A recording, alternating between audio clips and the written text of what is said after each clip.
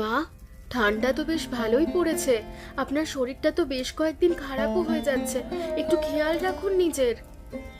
বুড়ো হয়ে যাচ্ছি রে মা, আর বড় ছেলেটাকেও হারালাম।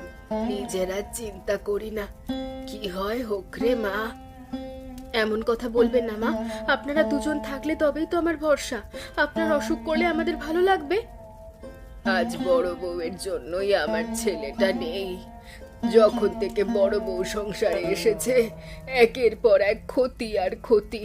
তবে তুই আসার পর আমার সংসারটা উন্নতি হয়েছে। মা, অতীত নিয়ে এত চিন্তা করবেন না, মনকে একটু শক্ত করুন। আর বড় বৌদি এসব শুনলে কিন্তু খুব খারাপ ভাববে। সে করুক, আমার মন তো আর পাথর নয়। যা সত্যি তাই বললাম। দেখ না, তুই সকাল থেকে কাজ করছিস, সে একটা কাজে হাত দিয়েছে? থাক না মা, আমি করে নেব। কয়েকদিন পর আপনার ছোট ছেলে আসবে, আপনার বড় ছেলেকে বাজার করে আনতে হবে। আপনার ছোট ছেলে খেতে খুব ভালোবাসে, খুব পেটুক। হ্যাঁ রে, সে আর বলতে।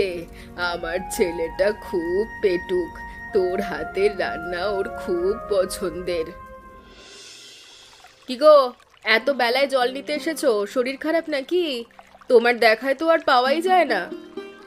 জানোই তো আমার সংসারের কথা, সারাক্ষণ শ্বশুর আর শাশুড়ি নির্ভর করেই ব্যস্ত।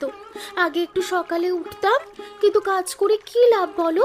আমার তো আর কোনো নাম হবে না, তাই দেরি করেই উঠি। হ্যাঁ, সে কি আর বলতে, তোমার শাশুড়ি তো সবসময় পাড়াতে মেজ বউয়েরই নাম করে। তার মতো লক্ষ্মী বউ যেন আর হয় না, কত কথা। কয়েকদিন পর আকাশ আসবে, মেজ বউ ন্যাকামো করে ওকে কত কি রান্না করে খাওয়াবে। আর এই করে করে শ্বশুর শাশুড়ির মন জয় করেছে, যত সব নাটক। হ্যাঁ, তা তো বলতেই হবে, তোমার মেজ বউ ভালো নাটক জানে। তোমার উচিত ওই সব নাটকে জল ঢেলে দেওয়া। তুমি কিছু করতে পারো না?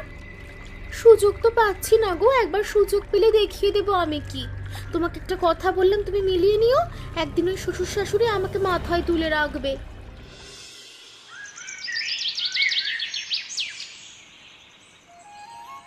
আজকে খিচুড়িটা যা হয়েছে না গিন্নি, কি বলবো। উফ, শীতের মধ্যে তোমার হাতের মজার খাবার খুব ভালো লাগে। তোমার ভালো লেগেছে শুনেই আমার শান্তি। সারাদিন পরিশ্রম করে রান্না করি তো শুধু তোমার জন্যে। তুমি খেয়ে খুশি হলে আমার সব ক্লান্তি দূর হয়ে যায়। হ্যাঁ, তুমি একা হাতে সবটা সামলাও। কয়েকদিন পর ভাই আসছে, কতদিন দেখিনি ভাইটাকে। তোমার হাতের রান্না না খেলে তোর চলেই না, দেখবে এসেই আবদার ধরবে। ধরুক না, ও যা যা খেতে ভালোবাসে সব রান্না করব। আমার কখনো মনে হয় না ও তোমার ভাই, আমার মনে হয় ও আমার নিজের ভাই। হ্যাঁ, ও তো আমার থেকে তোমাকেই বেশি ভালোবাসে। আমি চাই আমার সংসারটা এভাবেই হাসি খুশি থাকুক। শোনো, ও হয়তো কয়েকদিনের মধ্যেই আসবে। তুমি বাজার করে এনো কালকে, আর একটু আটা গুড় এনো। পিঠে পুলি ওর খুব পছন্দের। হ্যাঁ, সে তো আনতেই হবে, না হলে আমার কি খাবার জুটবে এ বাড়িতে? বাপরে, আচ্ছা কাল কি আনবো? হ্যাঁ, মাথায় রেখো, তোমাদের সবার জন্য আমি মজার মজার রান্না করব। শুধু ভাইটা আসুক, আর বেশি দিন তো নেই।